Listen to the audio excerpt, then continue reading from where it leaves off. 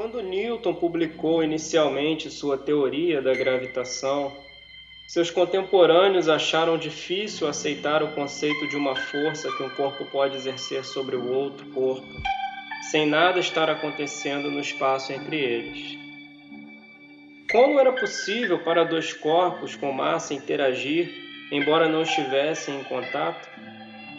Embora o próprio Newton não pudesse responder a essa questão, sua teoria foi considerada um sucesso, pois explicava satisfatoriamente os movimentos dos planetas.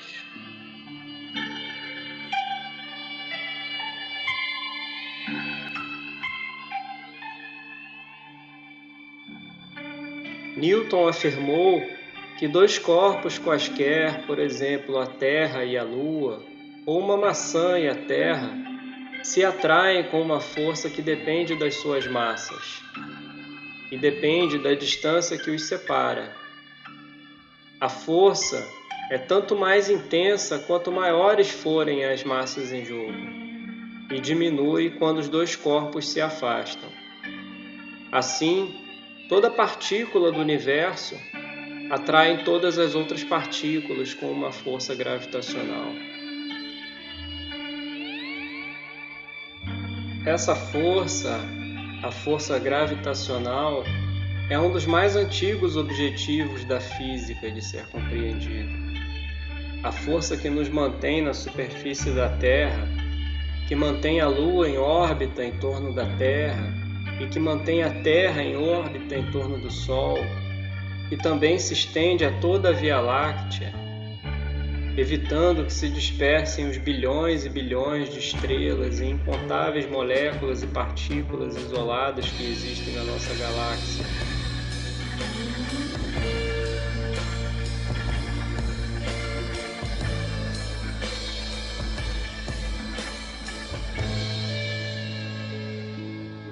Estamos situados perto da borda desse aglomerado de estrelas em forma de disco, a 2,6 vezes 10 elevado a 4 anos-luz, 2,5 vezes 10 elevado a 20 metros do centro da galáxia, em torno do qual giramos lentamente.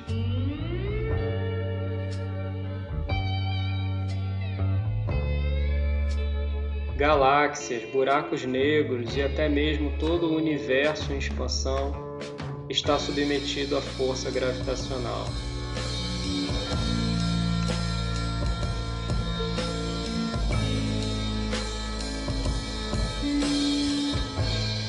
Embora essa força ainda não esteja totalmente compreendida, o ponto de partida para o nosso entendimento é a lei da gravitação de Isaac Newton, que em 1665, até então com 23 anos apenas, prestou uma contribuição fundamental à física ao demonstrar que não existe diferença entre a força que mantém a Lua em órbita e a força responsável pela queda de uma maçã. A força com que a Terra atrai uma maçã é da ordem de 0,8 Newton. Nós também atraímos uma maçã próxima e somos atraídos por ela. Mas a força de atração é menor que o peso de uma partícula de poeira.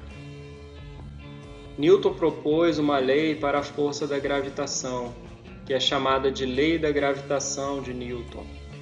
Toda partícula do universo atrai as outras partículas com uma força gravitacional, cujo módulo é apresentado, onde m1 e m2 são as massas das partículas, r é a distância que separa elas, e g é uma constante conhecida como constante gravitacional. A força que atua em cada uma das partículas de massa m tem natureza atrativa, e o módulo em cada uma delas possui o mesmo valor. Porém, seu sentido é oposto.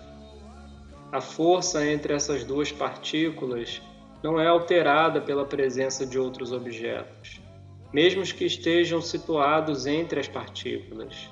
Em outras palavras, Nenhum objeto pode blindar uma das partículas da força gravitacional exercida pela outra.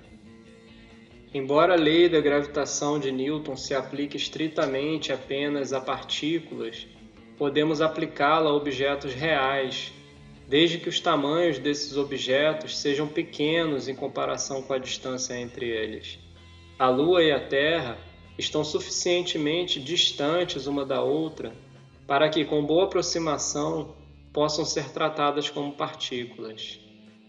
O que dizer, porém, do caso de uma maçã e a Terra? Do ponto de vista da maçã, a Terra extensa e plana, que vai até o horizonte, certamente não se parece com uma partícula. Newton resolveu o problema da atração entre a Terra e a maçã, provando um importante teorema, conhecido como o Teorema das Cascas. Uma casca esférica homogênea de matéria atrai uma partícula que se encontra fora da casca, como se toda a massa da casca estivesse concentrada no seu centro. Mas esse assunto ficará para o próximo vídeo. Até lá!